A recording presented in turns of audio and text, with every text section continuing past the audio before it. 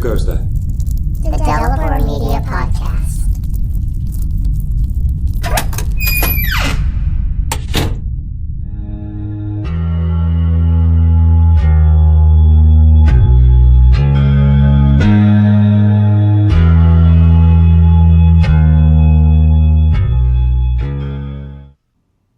Hello, and welcome to the Delapore Media Podcast. I'm your host, Stephen Wall. In this episode, I will look at folk horror, a genre that is becoming more popular as rural ways of knowing fade into the background of modern life, and the gulf of knowledge between our food and where it comes from yawns wider and wider with each passing generation.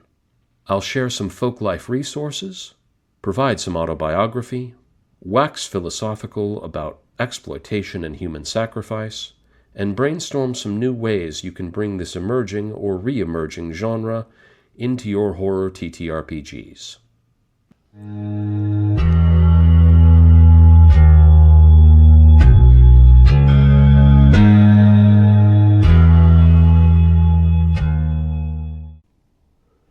When I think about folk horror, what usually comes to mind first is a series of films from the late 1960s, early 1970s.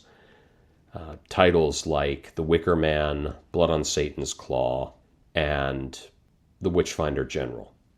There's also more contemporary films like The Witch and Midsommar.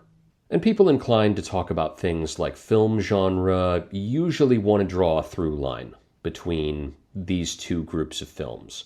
Even though they might have been made 50 years apart, there's enough similarity that, it's a popular opinion to consider these films part of the same continuing genre.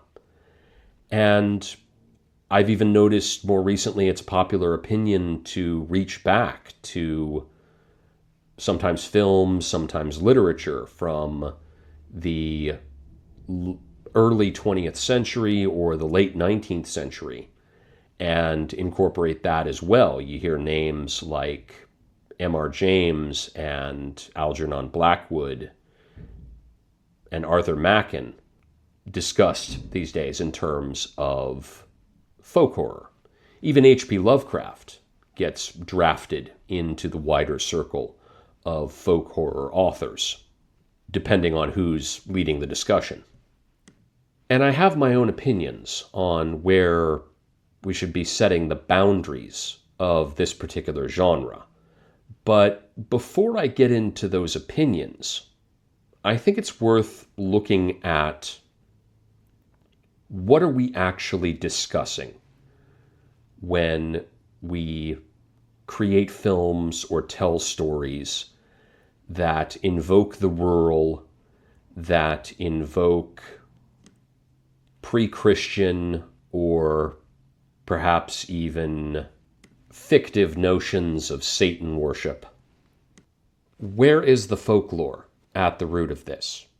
What does it look like? Is it still extant? And how is it driving anxieties that make us want to tell horror stories about it? One of my favorite collections of academic essays is called Out of the Ordinary: Folklore and the Supernatural.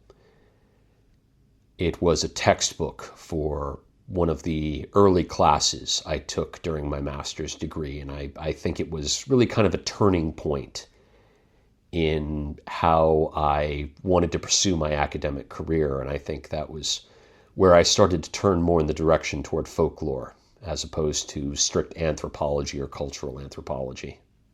One of the gems in this book has the very benign title, Folklore, Foodways, and the Supernatural. It's by a scholar named Timothy Lloyd. And in it, he takes the reader back to the early 1980s, where he encounters a pair of informants, people who agreed to provide him with stories and information about the way they lived their lives. These informants were named Lloyd and Emma Farley. And they were farmers, as well as people who did odd jobs to get by. They were living on or just above the poverty line and survived however they could, providing services to neighbors. But it wasn't so much how they, or what they did that was interesting as how they did it. Lloyd and Emma represent a tradition of agricultural know-how that exists completely outside the mainstream. These two individuals never went to school, never studied agriculture formally. Instead, they were handed down a collection of traditions orally that taught them how to do all the necessary jobs of running a farm and managing livestock. Both Lloyd and Emma have detailed and expert knowledge of the system of conducting agricultural and livestock practices: planting, harvesting, castrating, and butchering, to name just a few, according to the signs of the moon. The Old Farmer's Almanac gives a bare-bones annual summary of the system of signs, but the real body of it is to be found in practice and in oral tradition. This is, or at least was, one of the most widely known and followed techniques of traditional agricultural practice in the United States. Many people still believe in and practice it to some extent.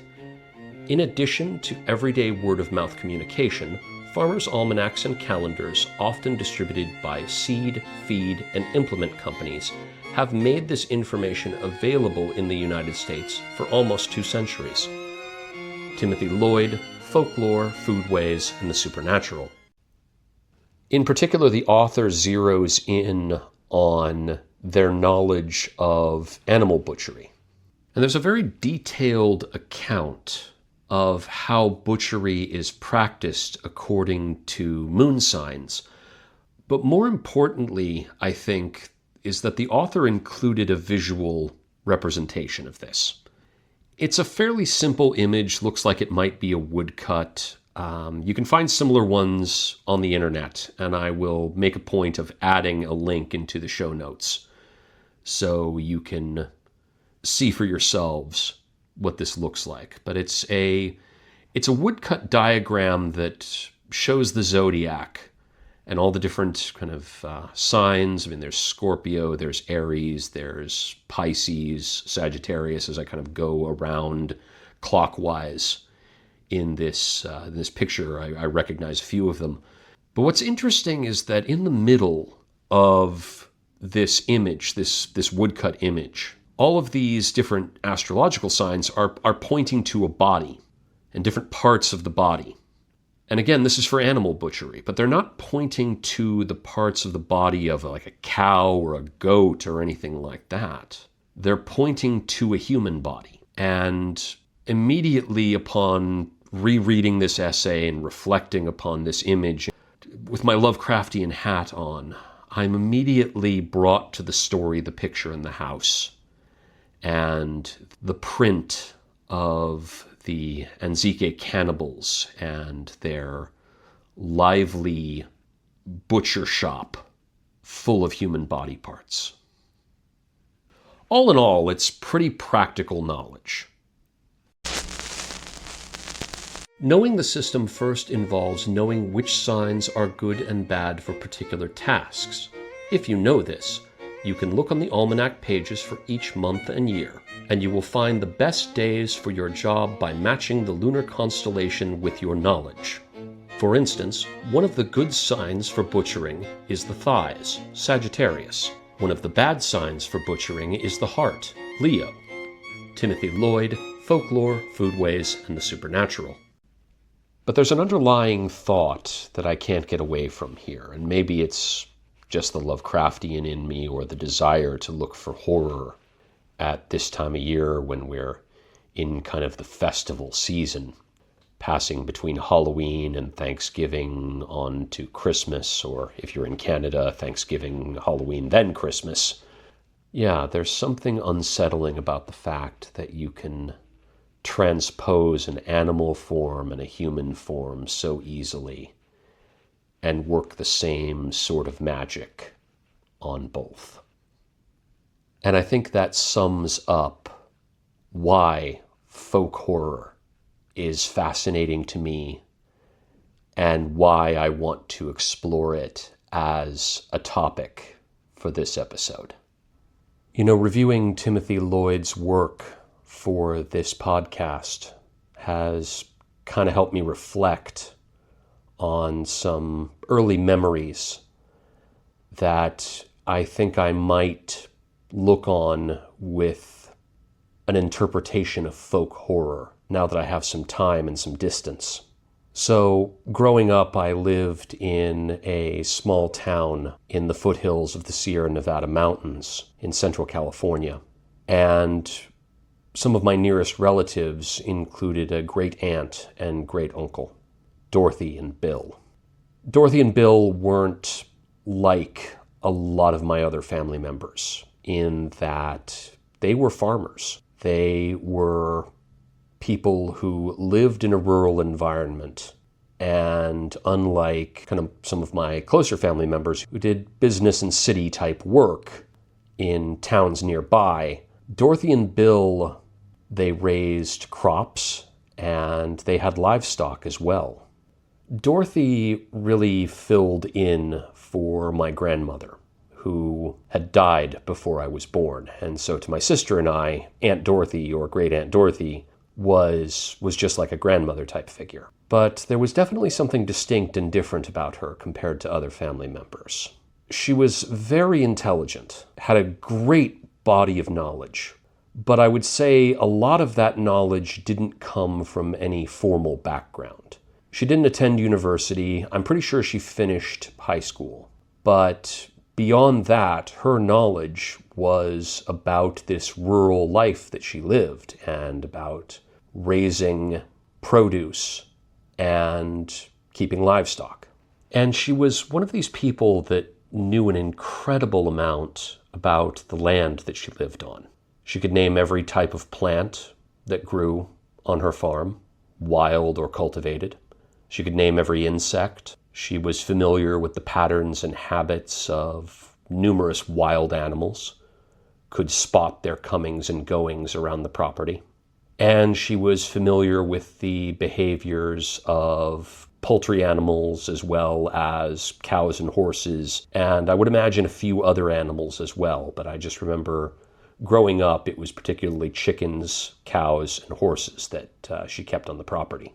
And she was part of an underground economy among folk like her that had a real presence in my little foothill town. And she would constantly be swapping things back and forth with people that she knew.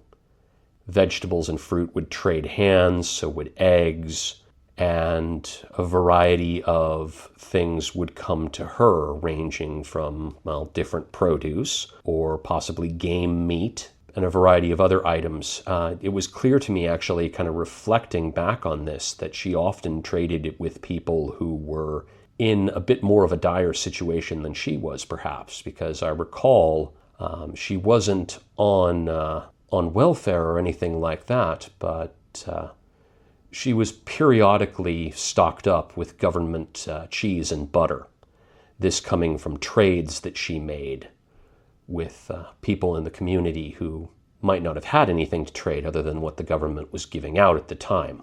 And then there were her collections. She had a vast array of artifacts in her home, many of them Native American. She had a particularly broad collection of stone-cut arrowheads that she'd found in her meanderings around her property. Also, a number of fossils. I remember in particular trilobites were something she had in plentiful supply. She used to bring them to the little schoolhouse where I spent kind of some early years getting educated, and would show them off and talk about them and talk about how she found them. She also had a penchant for geology, in that she would collect varieties of rocks, including rare rocks, crystals, and the like, and add those to her larger collection that she would share with family or community members. I don't think my Great Aunt Dorothy was the sort to plant by the signs the way that Timothy Lloyd's informants were. There were copies of the Old Farmer's Almanac around, and she would periodically have a current copy she got from the feed store, usually free with whatever bag of food she was picking up. But I remember her being a particularly down-to-earth lady. So down-to-earth, in fact, that she was the first atheist I ever encountered.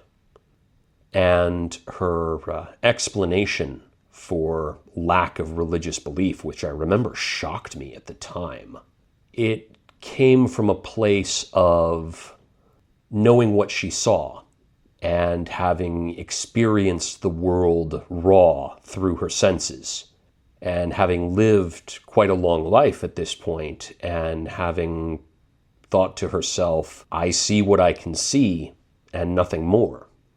So a very different experience than the one Lloyd discusses, but no less alien, I think. And that was the peculiarity of Dorothy. Dorothy was an incredibly loving and endearing relation to me, and I treasure her and the time she spent with me immensely. But she was different than me, than my family, than the way I was growing up. It was like she came from a different world, where life just moved differently and had different rhythms. And I think that is an element that sticks with me when I look at folk horror, is the way we can sometimes look at a cultural group or a gathering of people and regard their way of living, their way of knowing, as something alien to us. Dorothy's husband, Bill, my Uncle Bill, or great uncle rather, was a different kind of character. No less rural in his makeup than Dorothy, but a very different kind of rural. It was almost like when Dorothy touched the land, it kind of touched her back. It gave her things. It worked in tandem with her. Bill reached and scraped and tore at the land until it gave him what he wanted, and it injured him in turn. Now, I was very small when Bill was around, but I do remember his enormous size. He outstripped the other adults around me. He stood above them and was also wider than them. I remember this enormous man, great big broad shoulders and chest, prodigious gut, but still muscly, like he worked for a living. He definitely worked with his hands for a living. And his face, I remember he was bald. He had white hair on the sides and back of his head. Kind of small eyes, great big nose, mouth, and chin. And all just etched with these deep frown lines, these canyons that indicated he spent very little, if any, time in his life smiling. And that was really what people knew Bill for. They knew Bill as, in the local parlance, he was ornery and hard to get along with. Now, part of this was because when I was young, he'd had a stroke, and he lost a great deal of mobility in one leg and the use of one arm almost entirely. But from what I heard before, he wasn't that great to get along with before that either. So if anything, the stroke just kind of reinforced certain things about Bill that were already true. He was cold and distant, definitely didn't care for children, found them annoying. He would be quiet, but when he would raise his voice, it would sound like an avalanche. It would terrify small children. They would run, literally run. Not freeze in place and accept discipline, but run away. That was how small children reacted to Bill. He was a boogeyman. He was the family monster. He was an ogre. And I think not all of that reputation was undeserved. I think that Bill had a hardscrabble life. Harder than Dorothy's, certainly. I think he grew up in a far more impoverished situation. Definitely, he was from another family with kind of a rural background. The interesting thing about Bill was kind of what you didn't hear about him. My relatives that were of a similar age and generation, you would hear stories about their military service. You would hear about how they were in World War II, or they were in Korea, or they served in the Navy, or any number of things like that. You never heard that with Bill. And I think that's possibly because Bill might have had such a hardscrabble life that he managed to obtain a draft deferment, kind of a hardship draft deferment. He wasn't shy around guns. He hunted. That was kind of Bill's thing, at least as what I understood as Bill's thing before the stroke, was that he was an avid hunter. He even made a profession of it at one point. The story goes that when he was young and single before he met my great aunt Dorothy, he was actually one of a number of hunters who made his living off of bounties for mountain lions in the Central Valley and foothill region of the Sierra Nevadas in California. Mountain lions at the time that Bill was growing up would have been a real plague for ranchers and farmers. They would have taken livestock. They would have been completely uncaring when it came to fences or anything like that. The kind of stuff that you would use to fend off coyotes would not be effective against mountain lions. These big cats, they would strut around like they owned the place, because they very much did. And so at one point there was a cull ordered. And hunters like Bill went out and shot as many mountain lions as they could to drive down the population and reduce the threat to ranchers. I mean, they almost caused the creatures to go extinct. The cull was so brutal. But Bill hunted these big predators and continued to hunt later in his life. I remember Bill had kind of a back room separate from the rest of the house, and I'll explain why momentarily, but it was kind of his man cave. I remember it was where the only TV in the house was. And Bill had his kind of wood-paneled room. He had a waterbed. He had this great big collection of hats that he'd obtained, trucker hats. Now, these were hats from feed and livestock companies that probably had been given to him for free over time, and he just amassed such a collection he could cover a wall in them. But the other thing he covered a wall in was taxidermied trophies. Particularly, I remember there were 3 bighorn sheep, the heads of them anyway, that used to stare down at me as I would watch television in that back room. Bill wasn't particularly flashy with his guns or anything like that. I remember kind of one rack of rifles. Nothing major, and they were actually kind of serviceable rifles. I remember my great aunt Dorothy grabbing one to shoot at a coyote that had come too close to the property at one point. But he never really displayed the rifles. Instead, he displayed the trophies. These 3 bighorn sheep, different species that he'd gone and hunted as recreation. To think about it now, I'm actually kind of glad that Bill never did any military service, because given his talent and his propensity for killing, I would shudder to think what Bill would have been like had the U.S. government taught him to kill human beings. To give you kind of an idea of this, I also remember there were copious amounts of storage cupboards at the back of my great aunt Dorothy's house, and they were full to the brim with animal leather and pelts. Just if you could imagine like closets or storage space, the pantries that you keep in your house, but they are the linen cupboards, but they're all full of animal pelts. This was kind of the prolific level of hunting that Bill did. And I think another reason that he was ornery and hard to get along with was Dorothy and Bill were one of those rare couples for their generation that were granted a divorce. Now, Dorothy eventually agreed to look after Bill after he had his stroke, but there was a period of time where definitely she wanted nothing to do with him. That was how kind of hard and embittered Bill was. I mean, so this is kind of the folk horror monster from my childhood. Not anything pagan or out of the Farmer's Almanac. Instead, just this brutal, cold ogre of a man who ripped whatever he could from the earth to make his living, and the earth punched back, I think, and that left him even more embittered and miserable. Not all folk horrors require magic or the occult to be frightening.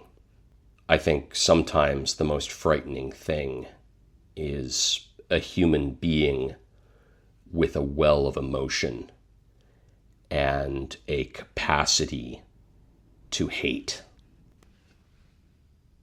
I want to get into a resource here that I think is critical to the discussion and lends a lot of atmosphere as well as some interesting definitions, history, and ideas to the discussion of folk horror.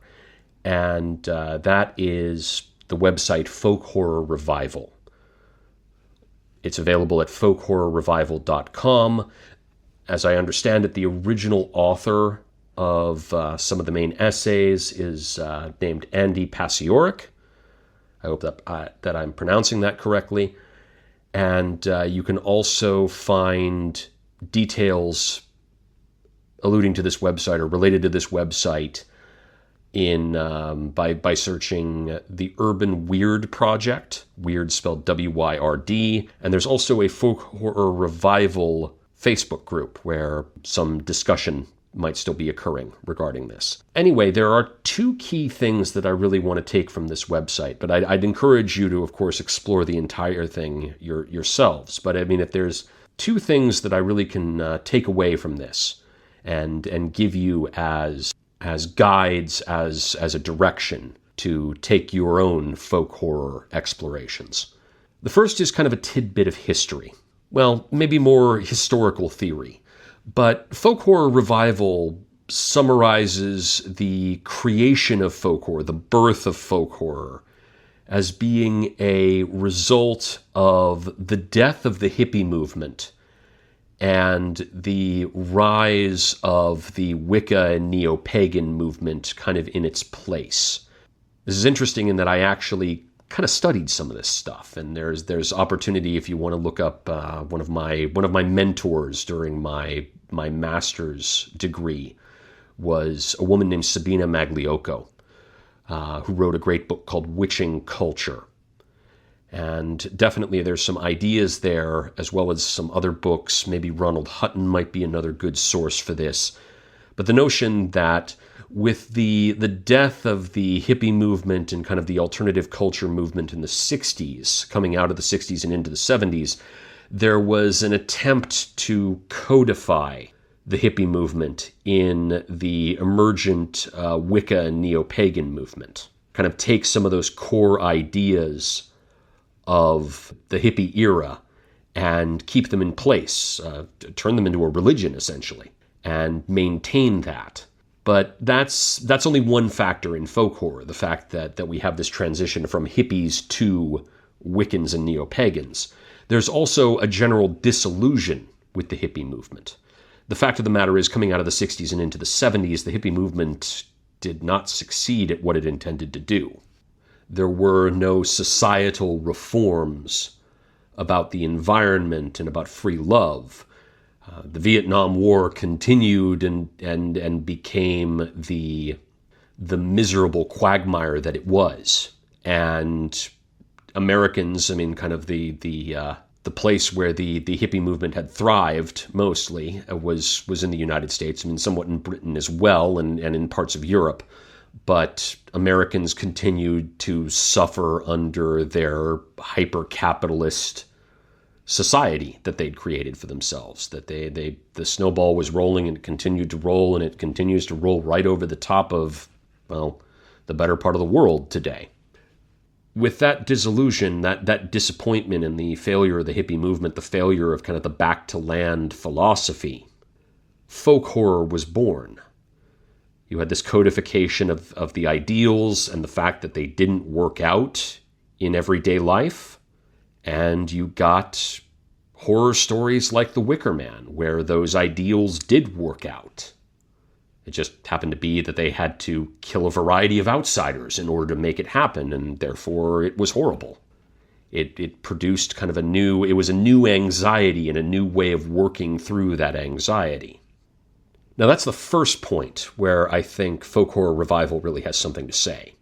The second point that where I think they're on the right track and they definitely have something is where they codify folk horror into a 4-part model.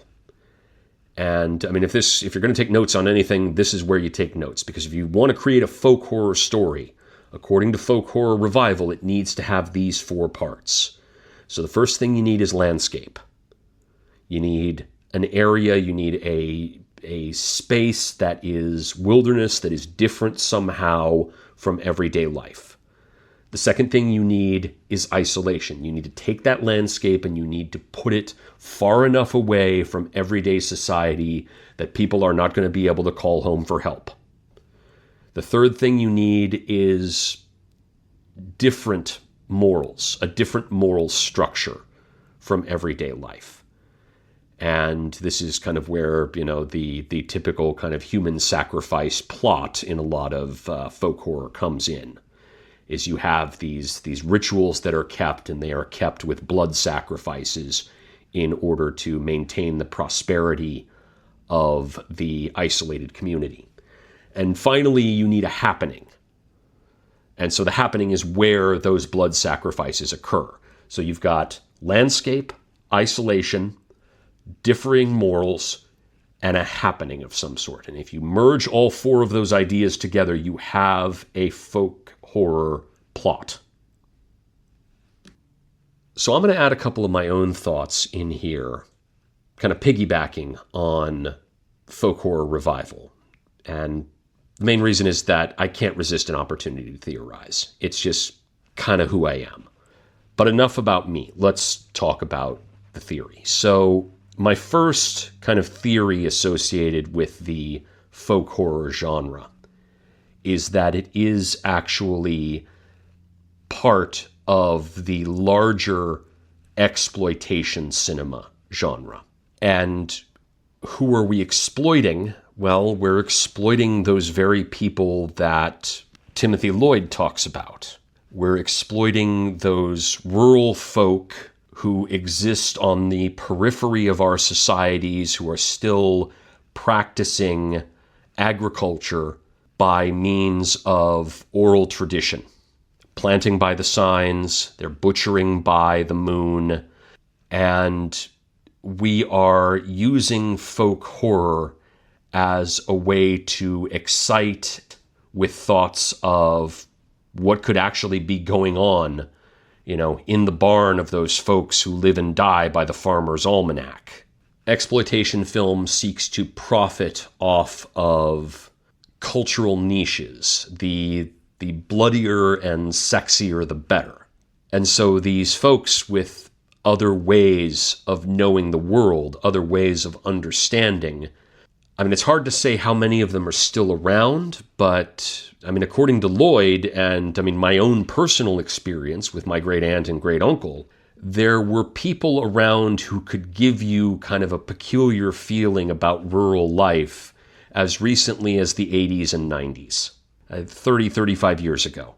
And they certainly would have been more prolific at a time when The Wicker Man or Blood on Satan's Claw were being produced. And my reasoning for this is that I think that they're part of the same ethnocentric and nationalistic gaze that you saw from the United States, from Britain, from parts of Europe, kind of looking out at the rest of the world. It just so happened that instead of looking all the way out at foreign countries, we were kind of looking at the country bumpkins among us. We were looking at, the rural folk, the people that we would have called hill folk, hillbillies, and the like. And we were considering them a threat. We were having anxiety about them. And the reason I would say this is let's take those same ideas from folk horror revival and apply those to another nation, to a third world country, to a tribal group in a remote locality. I mean, landscape isolation, differing morality, and a happening. I mean, you wouldn't necessarily need to go to folk horror to find that in a film in the 1960s. You could do that could be an experience, a feeling about Vietnam, for example. And I mean, in particular, I think one film that it's worth looking at. I don't know if you'd really get anything out of it from a TTRPG perspective, particularly horror, although there is some kind of thriller aspect to it. But the film Southern Comfort. This is a story about a group of National Guardsmen during the Vietnam era who are ordered to complete a training exercise in Cajun country. And effectively what happens is the Cajuns, these outsiders with, isolation and differing morality and happenings all their own, they stand in for the Vietnamese in this story, symbolically. And so I think that we can say that folk horror is an aspect of exploitation cinema by way of the ethnocentric and nationalistic gaze. So that's kind of the first big theory that I have regarding folk horror. My second theory about folk horror has to do with the prevalence of human sacrifice in the genre. Films like The Wicker Man and Midsommar focus in on the use of human sacrifice, particularly the fear is the sacrifice of outsiders in order to maintain the prosperity of this insular community. And it reflects our historic understanding of pre-Christian tribes and archaeological discoveries like the bog mummies, Lindau Man, Tullen Man. These are bodies that have been recovered from peat bogs, and it's very clear that they were ritualistically brought to a remote locality because nobody lives in a peat bog and it takes a while to get there. They came under their own power. They were ritualistically killed. And then on top of that, there are stomach contents that would indicate some sort of ritualistic meal was eaten prior to their death. And as archaeologists attempt to reconstruct the pre-Christian religion, the understanding is that these societies saw the peat bogs as giving them life and prosperity, everything from fuel for fires to iron ore that could be mined from them. Their societies were coming out of the peat bogs, and so the logic there is that if the gods are giving you something through this magical place, that you need to return the favor. And returning the favor ends up being shedding blood in this place where you obtain resources.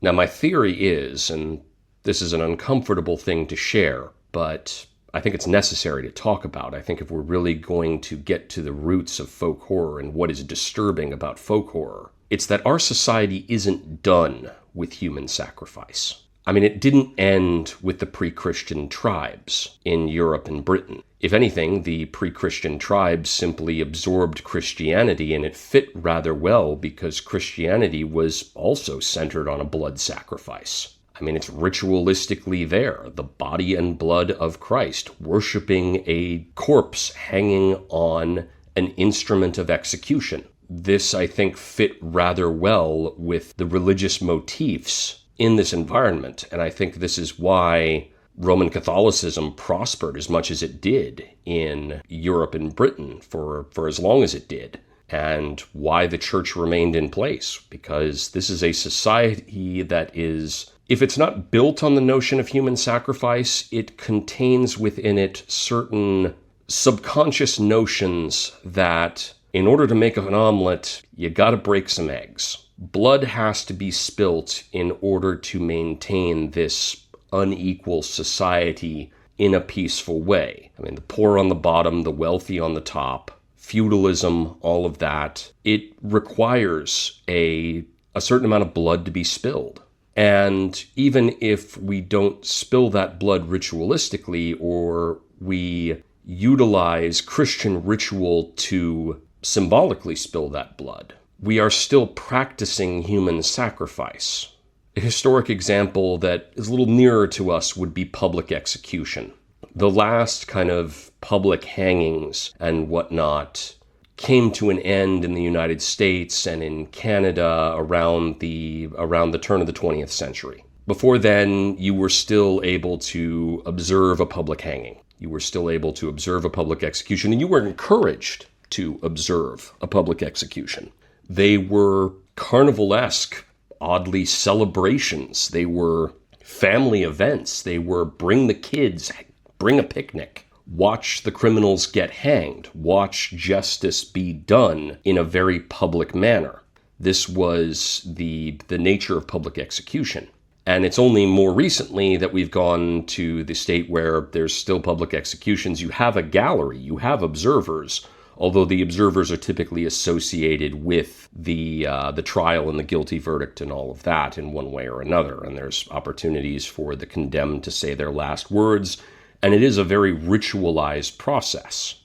Now, that's not the only way that we observe ritual killing. As human beings, we're always kind of thinking outside the box. We're always finding kind of new ways. So even our very modern, very civilized society in the Western world, the United States, Europe, Britain, Canada, we are finding new ways to ritualistically kill. And I'm going to share two examples. This is kind of what got me thinking in this direction initially. I remember it was right after I'd graduated university. There were a series of celebrity events that were caught by paparazzi media. Maybe even before. I mean, we could talk about like the death of Princess Diana and what that meant, which is a very publicly captured death. There were these very kind of publicly captured celebrity downfalls. Some of them ending in death, others like Britney Spears ending in kind of public embarrassment and shame. And maybe even among certain folks in the kind of gossipy, rabid celebrity media, a sense of disappointment that they didn't go to a darker place. And these events became popular. They became things that people followed, and they were kind of like public human sacrifices. These very feted and lauded public figures having a public downfall, having a public death. Our societies would be transformed by them. People would mourn publicly, would mourn actively. Could we not see that as a form of human sacrifice? I mean, maybe we weren't preparing these people to die the way that previous sacrificial victims had died, but certainly pouncing on the opportunity for public grief and public spectacle in the wake of tragedy or near tragedy. I would see that as correlating with human sacrifice. Another example, I lived in Los Angeles for a number of years, and one thing that was particularly popular on the news, daytime television would always be interrupted, or even nighttime television could potentially be interrupted by film of a car chase. All of the local news organizations had helicopters, and they would follow the police. They would follow the highway patrol as, a car chase played out. And oftentimes, I can recall at least one that ended in the outright death of the individual in the car. And certainly there are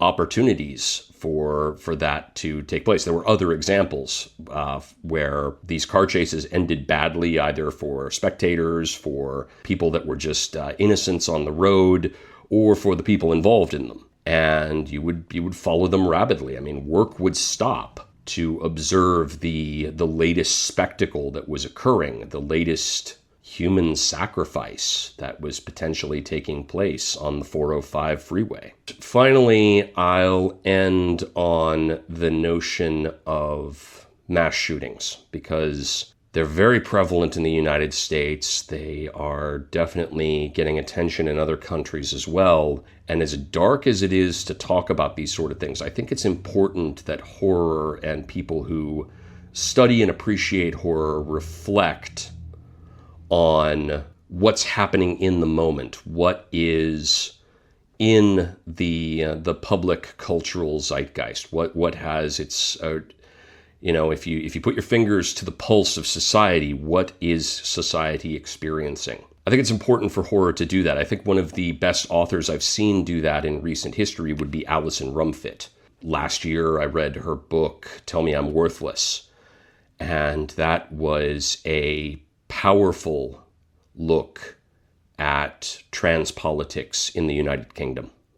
And I think that, were I try to follow her model of putting my fingers to the pulse of society and seeing what resonates right now, mass shootings would definitely be a feature of that resonance. School shootings, racist shootings, political targeted shootings. These would be things that I would want to discuss in a horror context, because I think overall they reflect an obsession in our society with human sacrifice. We may not practice human sacrifice by kind of picking our victims ahead of time anymore, and we may kind of hold our tradition of human sacrifice behind our back a little bit, perhaps because we are ashamed of it. But bringing it back around to folk horror, I think one reason that folk horror upsets and intrigues us is because these societies that we create fictionally, they practice human sacrifice in a way that holds the mirror up to us. Their practices are public. They are unabashed. I mean, the folk of Lord Summerisle's community and the community in Midsummer smile beatifically as they cut your throat to water their crops and feed their rituals. Whereas we are still doing the same things, just in a way that where we conceal it from ourselves and each other. And I think the shame of human sacrifice in our own culture is palpable. It can be felt. We know that we are mistreating people, that we are doing things wrong, that we are not caring when we should care when it comes to death. And we are using death as a way to exercise our own feelings, our own fears about structural inequality, societal inequality. And I think at least some of our nations, our cultures have reached a point where we cannot stop the ritual killing. We cannot stop the death. So we have to tell ourselves stories about people who practice worse forms of ritual sacrifice than we do. So as we wind down our discussion of folk horror as a concept and move toward looking at the ways in which we might employ folk horror in scenarios and campaigns for our TTRPGs, I want to return to H.P. Lovecraft. And I want to utilize Lovecraft here as something of a mirror to hold up against folk horror and highlight some of the differences and similarities between Lovecraft's interpretation of the weird world and folk horror's interpretation of it. I think we'd benefit from this. I think we'd benefit from having these concepts in conversation with each other.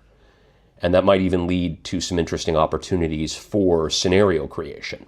So there are certainly stories in the Lovecraft canon that bring in elements folk horror revival would recognize. folk horror revival, there's that fourfold model with the landscape, the isolation, the differing morals, and the happening. All these things we can find in Lovecraft stories. If we look at the Martense mansion in The Lurking Fear, if we look at the creepy little cabin in Picture in the House, if we look at the village of Dunwich, we can absolutely find those elements of landscape, isolation, differing morality, and happening. But my argument is that Lovecraft does it differently.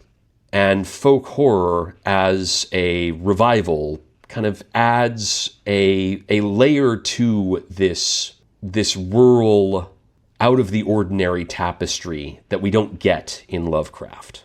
Consider the fact that every time we encounter the rural and the isolated in Lovecraft, there is a degree of degradation. There is a degree of degeneracy. There is a degree of inhumanness.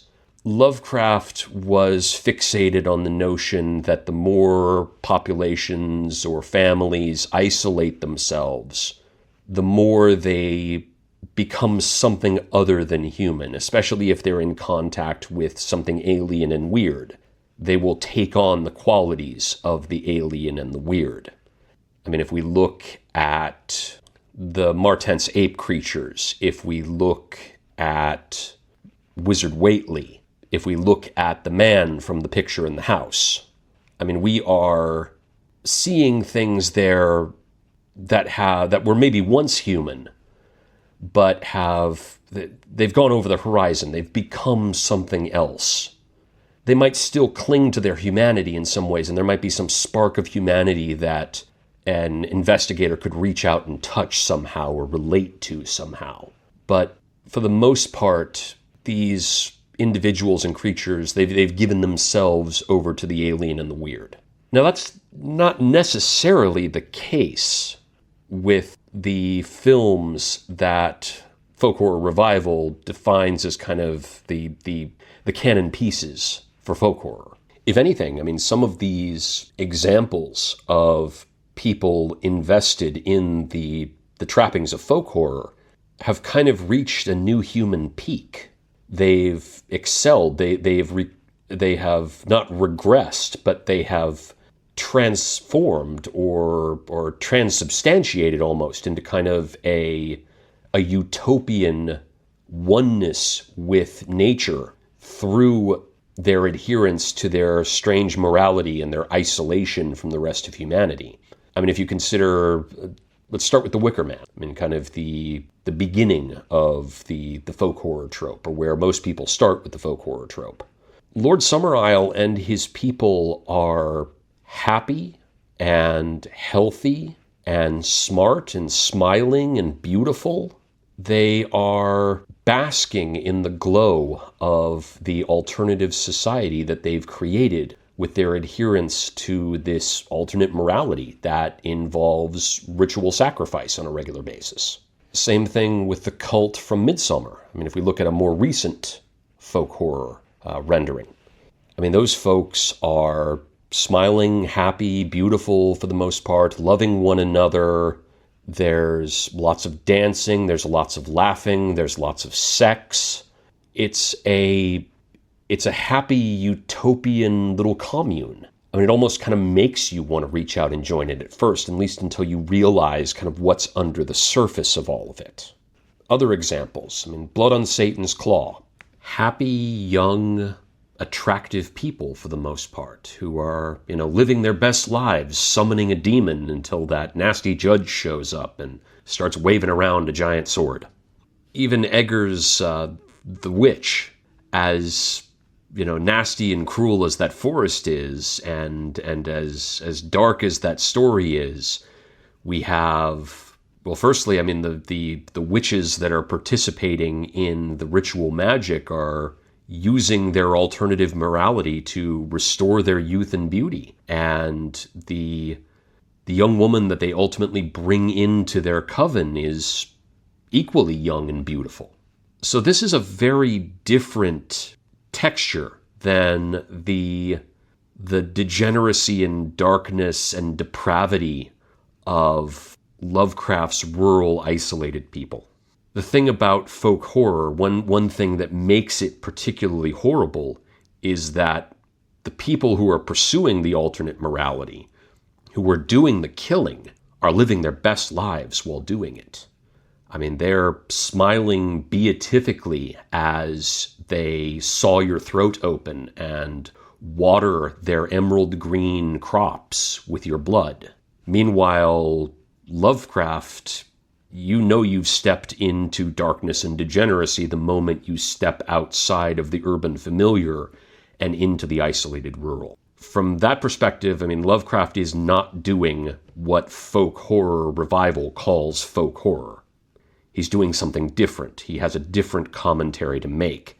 And I think it's worth keeping that in mind, especially if you want to take, say, for example, if your game of choice is something like Call of Cthulhu and you want to do folk horror, you want to keep in mind that Lovecraft is on a very different track from the authors and writers and directors of the folk horror films that you'd be familiar with. Now, that's not to say that these two ideas can't intermingle. And this kind of brings us to my first brainstorm of the episode. What I would suggest is if you wanted to have these two ideas about, well, we'll just call it folk horror for the moment, kind of the Lovecraftian track and the folk horror revival track.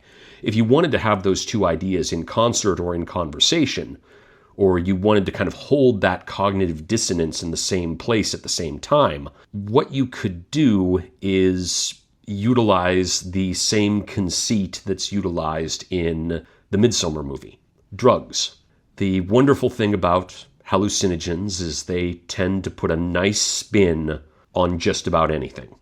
And so if you could draft a scenario with a conceit that the player characters are all regularly taking hallucinogens, either intentionally or unintentionally, you might be able to pull a fast one and do it in a way that's kind of similar to the explanation of glamour magic. Sort of that fairy capacity to alter appearances. You see it a lot in fairy tales. You can get ugly trolls appearing as beautiful princesses.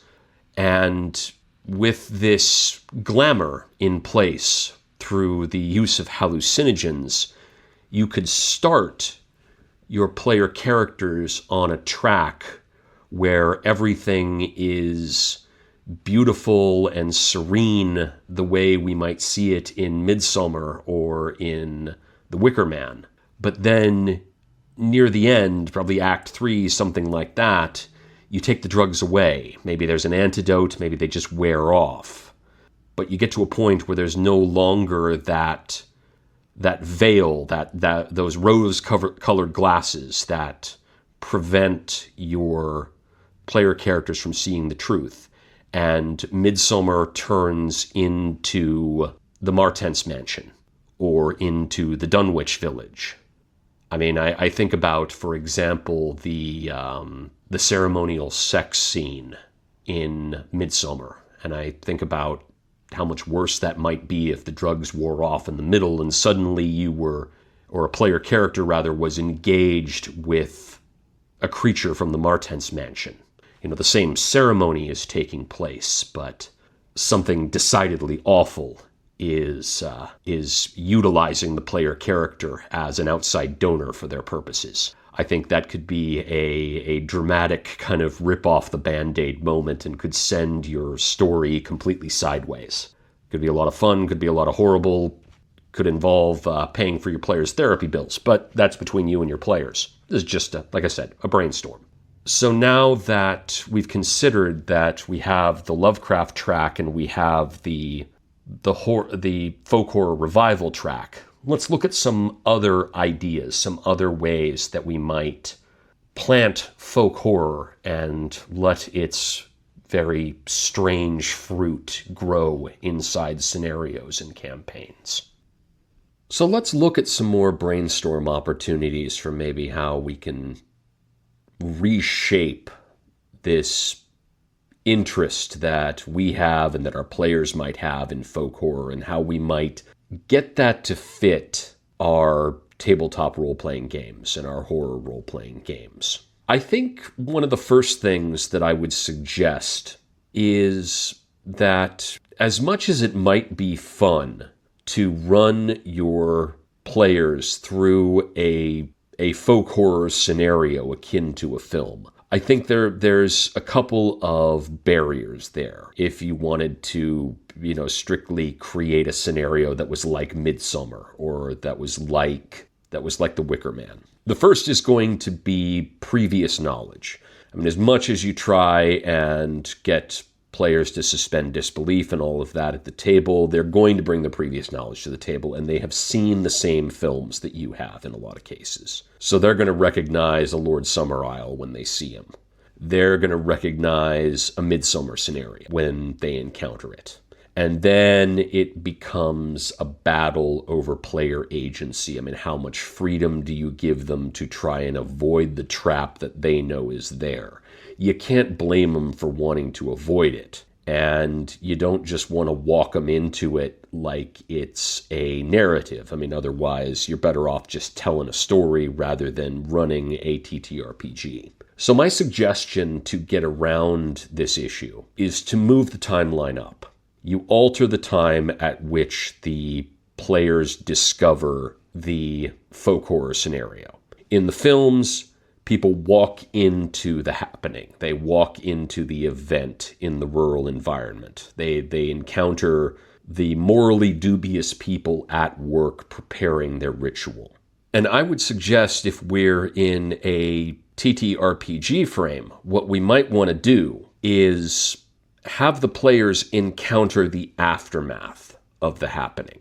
Because if the ritual has already taken place and the community has moved away from the ritual space, left behind certain clues, then you've got a mystery to solve. Then you potentially have an opportunity to do an investigative horror story where people have to conduct research, where they have to try and understand these clues that they have obtained outside their texture and context. They might have melted candles, some bones, maybe evidence that a structure was destroyed by fire or that somebody was flung into a pit, but they don't have the events actually taking place in front of them. So then it becomes a matter of they have to do research, they have to figure out, what all of this means, and then they have to go down and hunt down the people who were behind it. And that can be kind of its own story. That can be a series of escalating threats,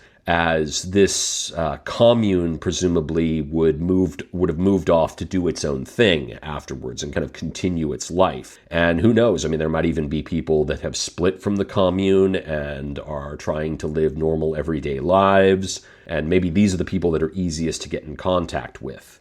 But they also might not want to go to jail for what they did, so they would be potentially unwilling witnesses that you would have to use to figure out, where the source of the problem is. And I think that could end up being a longer, more sustainable kind of investigative horror structure that you run your players through. And ultimately, it gives them kind of a fighting chance when they do finally find the root of the ritual that, took their relative or their friend, or maybe they were hired by somebody who lost track of a relative, and the last known location was, they were going to this event in the woods. So I would see that as an opportunity really to role play within the space of a traditional folk horror film. Kind of have your players handle the aftermath, have them handle the sequel to the events. I think another thing that we could potentially do to avoid falling into the trap of repeating a film or making it too obvious the direction that your players are going in right away would be to engage in some shifts and changes where the cult is concerned. I mean, typically in the traditional folk horror film. The cult is kind of a communal society that is separated. It functions on its own. There are people, it's almost kind of like a village.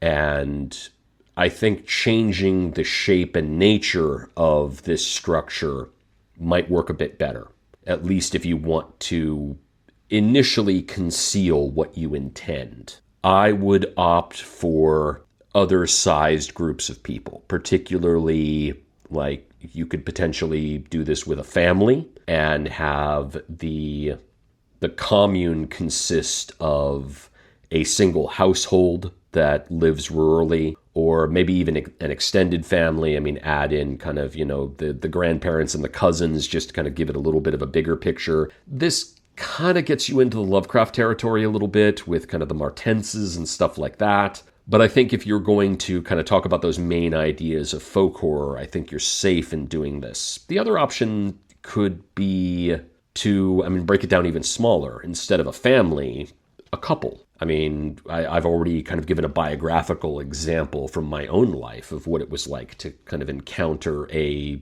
rural couple in their rural life and the disparate qualities of them. We've seen this as well in Timothy Lloyd's work with his pair of informants. So the couple, or the older couple, is definitely a meaningful rural isolated structure. People kind of have that in their brains.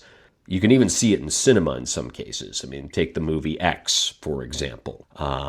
This film, the villainous parties in it are an older couple living rural, living isolated. And, in particular, there's nothing supernatural about this pair, but you could easily draft something that moves into the supernatural. Again, you kind of have the degenerate quality there that's very Lovecraftian, but you could potentially move that toward more of a folk horror thing. Maybe look at Pearl's desire to relive her young life and to have her beauty and her younger years back.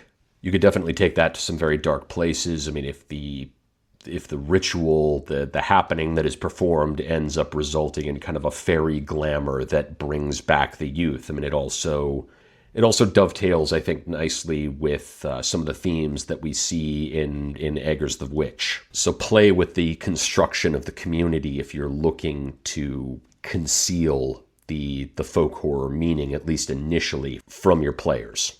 So sometimes we get lucky and history just presents us with a monster-shaped gap in our knowledge. We might have some ideas that come from archaeology or historical accounts, but we're missing some information. We're missing some key ideas. And so we can easily adapt what we have to the horror we want to present. And I think if we look at certain traditions among the early Celts that may not be written about in detail, but are certainly observed in the archaeological record, I think we will see monsters in these concepts as easily as we might see them under our childhood bed.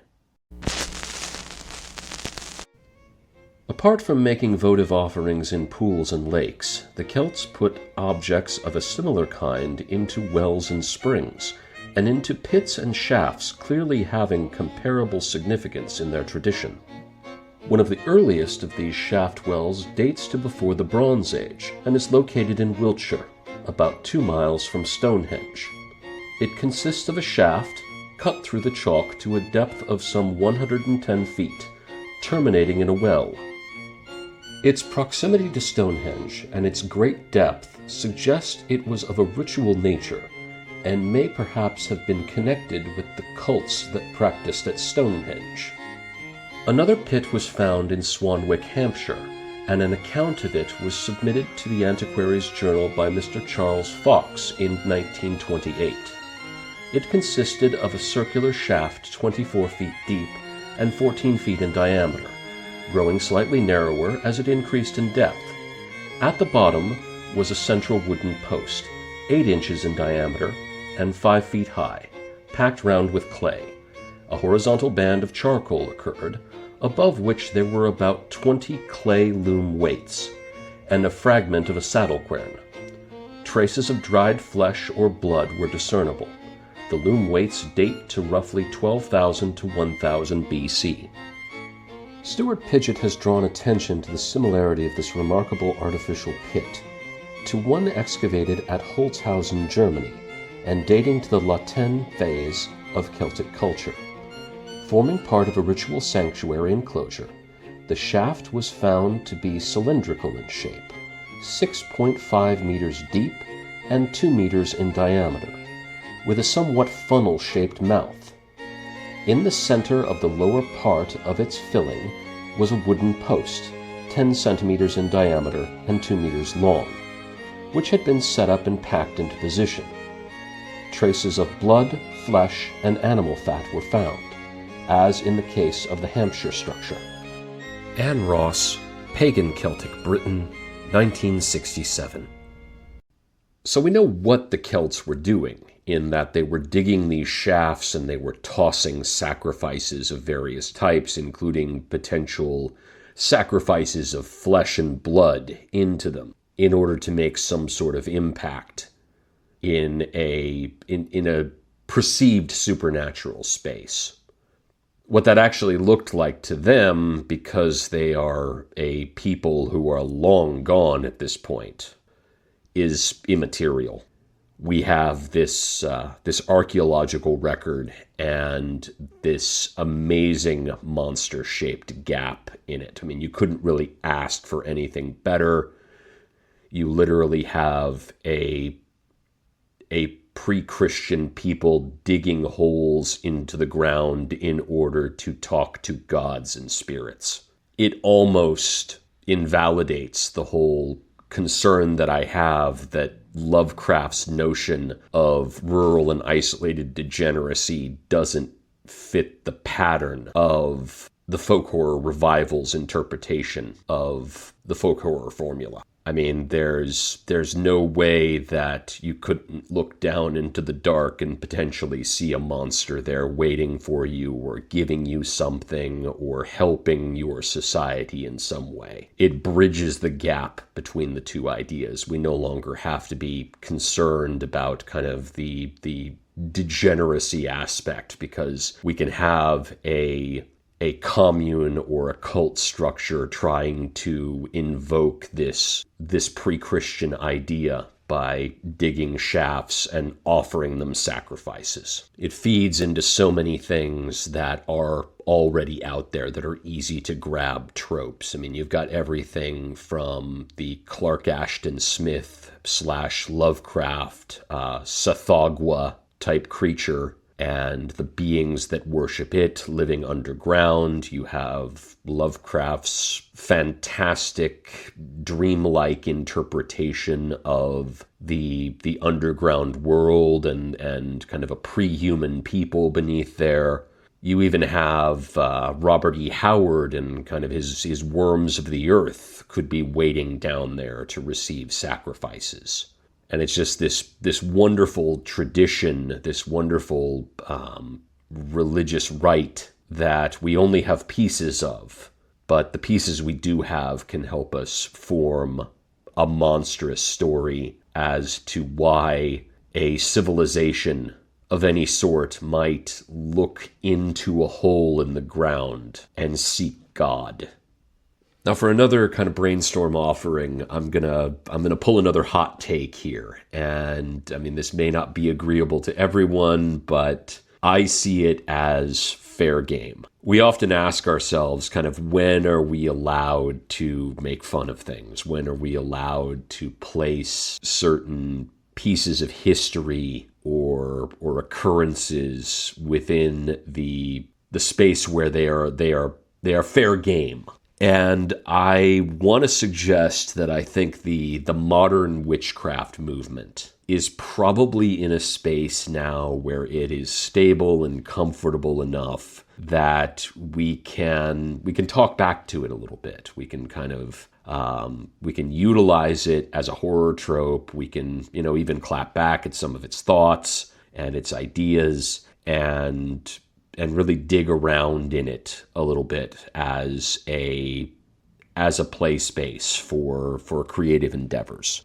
So the modern witchcraft movement, when I talk about this, I'm talking about the emergence of Wicca as kind of a codification of certain hippie philosophies and certain feminist philosophies, and also to a degree certain exploitative philosophies. I mean, let's not forget that much of what we would call the witchcraft revival of the 1950s, 1960s is the brainchild of Gerald Gardner, a figure that there's a degree of discontent regarding.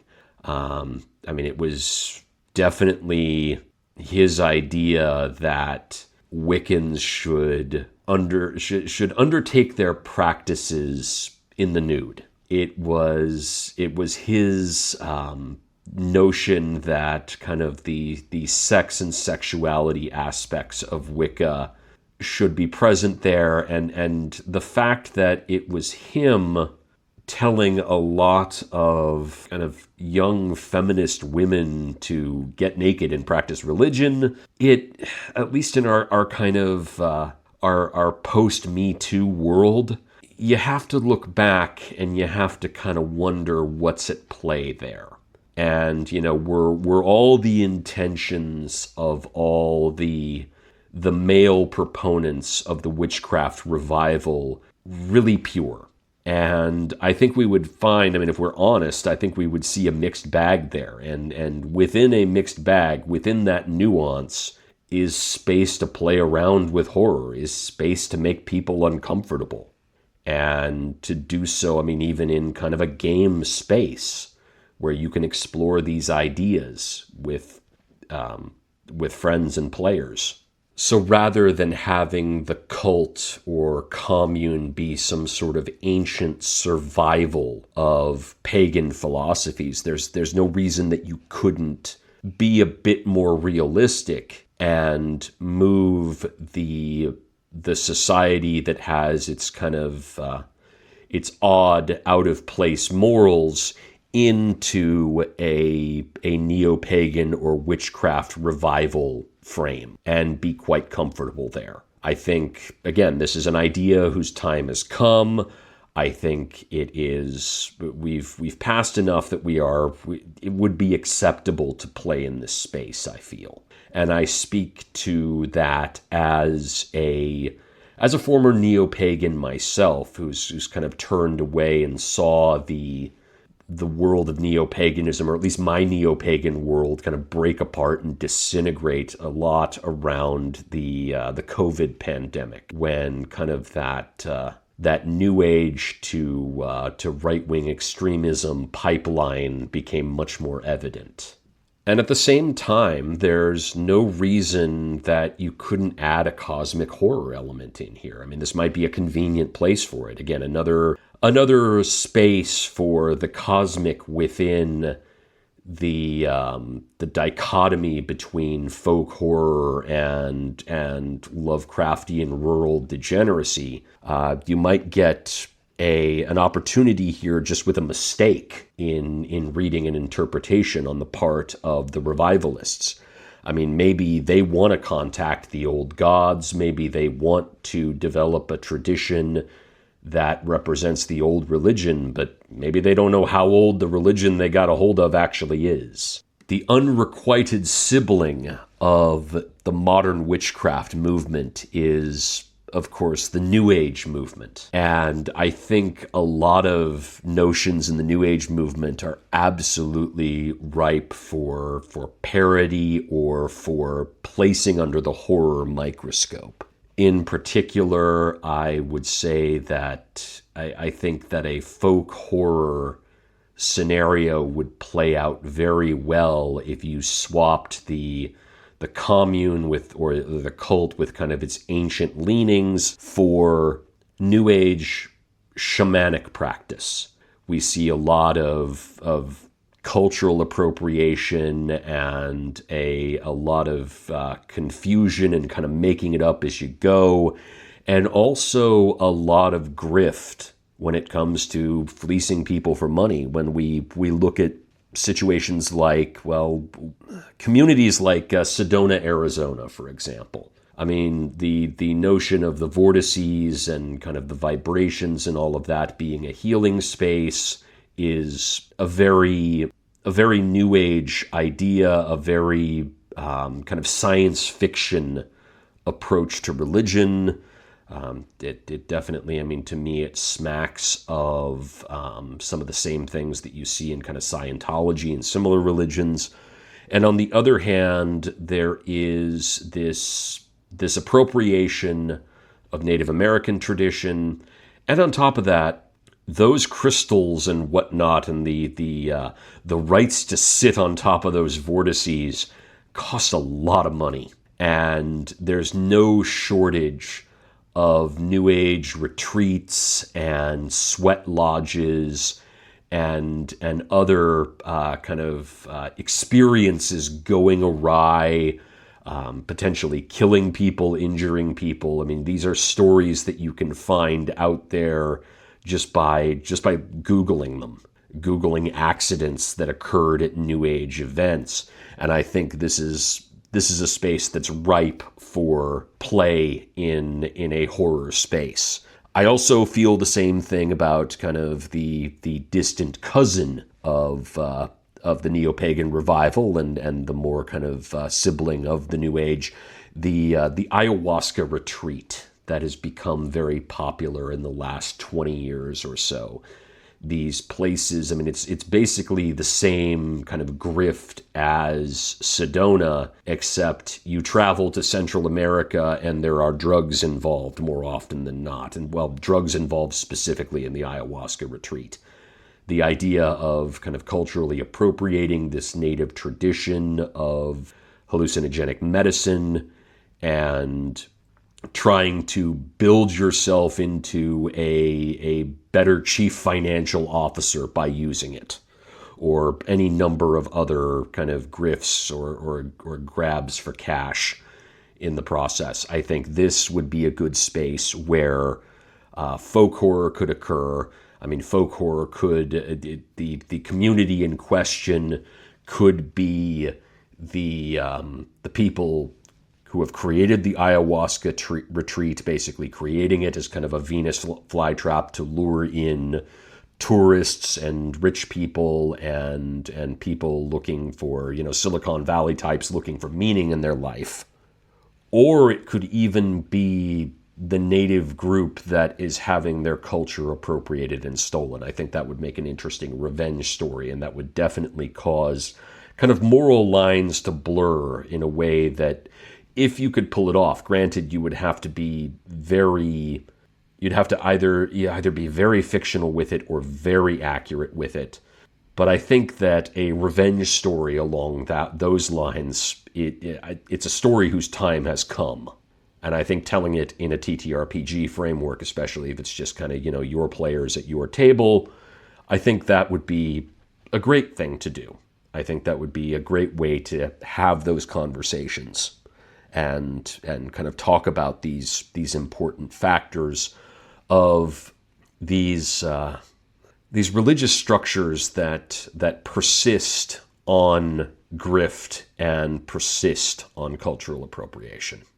You might also consider UFO cults as a possible substitute for the cult or commune mechanism in folk horror, and you'd get kind of a very different feel as a result.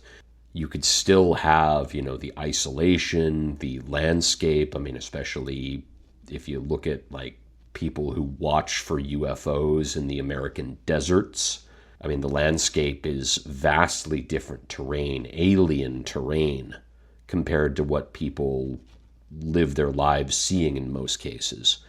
And at the same time, I mean, you wouldn't have so much an old gods philosophy, although, you know, the idea of like fiery wheels in the sky and angels and all of that being attached to UFOs You could definitely have kind of a revival or reaching back or an attempt to connect to older pre-Christian ideas, perhaps. And I think that that this environment could lend itself to kind of an interesting folk horror and an interesting happening, especially if you get a group of people that are, convinced that the spaceship is going to come as long as we kill enough people in order to get their attention. An additional kind of grab bag of ideas here, kind of lesser brainstorms, involves changing the nature of the rural space where the folk horror is encountered. And I think this is something worth considering if you want kind of a different flavor. Maybe some of these are sort of B-movie ideas, but it just kind of gives you a different way to approach the situation. And I've just kind of got a list here that I'll go down and maybe talk about a little bit. County fairs and farm equipment shows. I mean, these are common events in rural communities. They typically take place in an urban setting that is surrounded by rural communities. I used to live in Central California, and big events would be like the Tulare County Fair, where people would bring animals to show, and there would be kind of carnival games and concerts and the like. I think having a folk horror undercurrent to something like this might be interesting. People going missing at the fair. It kind of dovetails in some ways with the whole kind of creepy carnival vibe. I just happened to watch for the first time Something Wicked This Way Comes. Definitely a troubled film due to its history and all of that, but also kind of, I'm realizing now, the Disney film that I was missing from my childhood. And if I were to play that vibe along with a county fair, I might get something a little bit more akin to folk horror. Again, if you want examples, not many people who don't grow up in rural society don't really know about farm equipment shows, but they are also a huge thing if you want them. And the one that was nearby where I grew up was the Tulare County Farm Equipment Show. Tulare spelled Tulare. Have a look at that. You can find their website. You can poke around, kind of see what that show is like and what it would be like to be in that space.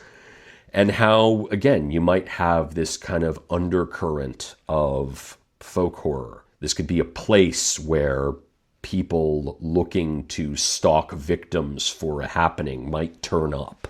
MAGA and QAnon gatherings might also be another interesting way to frame a folk horror or hide the folk horror beneath those occurrences. Oftentimes, these events are taking place in isolated spaces, remote spaces, where people drive out and they kind of create a community temporarily. Everybody sets up their booth or their RV or what have you and sells their T-shirts and all of that. It could be a very entertaining way to relieve some stress and kind of deal with the here and now, or at least the recent. And all it takes is, someone misinterpreting a tweet or a cue drop or something like that, and suddenly human sacrifice is on the table. Other isolated spaces that folk horror could potentially invade. Scout camps. I think that could easily be an opportunity. You have somebody who's just on the other side of the property line who's potentially acting a little weird. You got a couple of kids that want to sneak out at night from the tents and maybe, share the bottle of whatever that they happen to bring up in their backpack. And suddenly you've got kind of an interesting tale there with an interesting group of characters that you might not initially expect to see in a horror story. Renaissance fairs, same sort of thing. I used to have, once upon a time, I had a girlfriend in my teenage years who took part in Renaissance fairs. And she was part of this community, and this community traveled together. They traveled from place to place. They set up in remote parks and in fairgrounds and the like. and kind of lived and worked as a community for the fair period and then came back home. I mean, all it would take would be, again, for there to be kind of an undercurrent of folk horror within the Renaissance fair. You've already got the medieval setting, so the idea that somebody might be pursuing some sort of pre-Christian religion, not that far-fetched. So the Ren Fair becomes a honeypot or kind of a Venus flytrap for potential victims. At the same time, the fair could set up in woods that are near enough to a folk horror style commune that the two groups end up interacting. And hey, you could even have kind of a final climactic battle involving swords. Church retreats, another good option. Same thing, you could play it the same ways that we talked about with the Boy Scout camps and the Ren fairs. And another kind of remote option would be vacation cabins. A lot of times, especially with Airbnb now, you never quite know who you're renting from, or you might rent from a resort off-season. Maybe, your group wants isolation to work on a project, or, maybe they're in recovery collectively. They're trying to get off whatever substances or anything that they need to get away from. They need kind of some isolation to do that. That would be a good opportunity to explore the folk horror space within kind of that isolated vacation spot, or explore the idea of folk horror within an isolated vacation spot off-season. And lastly, corporate leadership retreats, because if there's one thing that is right under our noses and is truly fucked up and potentially has kind of cult and ritual implications and that may result in death, it's corporate leadership retreats. Not long ago, I was listening to a podcast about a guy named William Penn Patrick, and the things that he did in his retreats that you had to pay $30,000 to be a part of. I mean, he put people in cages and had them drinking bodily fluids, and apparently this was going to somehow make them better executives. I think that right there has the potential for folk horror of some kind. I mean, if anything, they're already doing the rituals. It's just they're asking for some sort of supernatural entity to interfere in what's going on or interpret what's going on as having meaning for them, as opposed to the grifters who are selling the retreat. My last brainstorm is really about changing the nature of the cult. And what it comes down to is that folk horror doesn't have to be folk horror as Midsommar interprets it or as The Wicker Man interprets it. Folk horror is really just, again, it's those four functions. It's the landscape, it's the isolation, the encounter with a group that has different morals than you, and a happening of some sort. So there's no reason. So what's normal to you might not be normal to somebody else. So your everyday folk ways could be someone's folk horror. And when I think about this concept, I'm particularly drawn to the first kind of idea that pops into my head. The first notion is the movie Get Out. And the idea that is folk horror for a particular group of people. It's not a group of people that I belong to necessarily, but it is folk horror for someone. And so there's no reason that you couldn't talk about the same things that folk horror tries to discuss, but use something that use a cult that doesn't have kind of a pagan drive. Or maybe if it does, it's dressed up in a different way. It's not dressed up in this kind of rural lifestyle. You could easily, have a folk horror experience if a group of, say, caddies or young golfers are brought to an isolated country club, and then, suddenly the person offering the scholarship or whatever pulls a shotgun out of their golf bag and says, "Well, we're hunting the most dangerous game." And then you've got a survival horror situation on your hand, and that could potentially, especially if these characters, they come from like an inner city background or an underprivileged background. That could be folk horror, just in a different framework. And I think that is something that's very interesting overall about folk horror, is that it really is a nebulous concept. It has its functions, it has its ideas, but those ideas can be wrapped around anything that will fit them. So you don't have to stick to the same mold and produce the same thing over and over again with folk horror. You can go in new and different directions and explore in new ways. Find things that terrify your players specifically, or bring them new terrors they've never thought of before. Thank you for listening to the Delapour Media Podcast. You can find a variety of horror gaming resources at www.delapour.media. That's Delapour spelled Delapore. Delapour Media, toward verisimilitude in tabletop role-playing. Take care.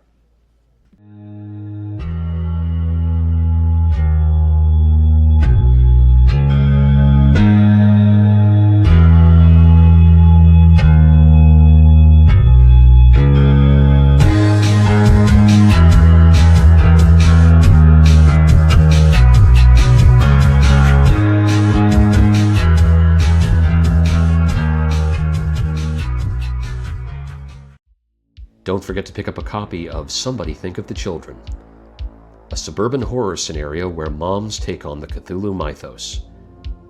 Available for the Call of Cthulhu role-playing game, and now available at a steep discount at DriveThruRPG. Check out the discount link in the show notes.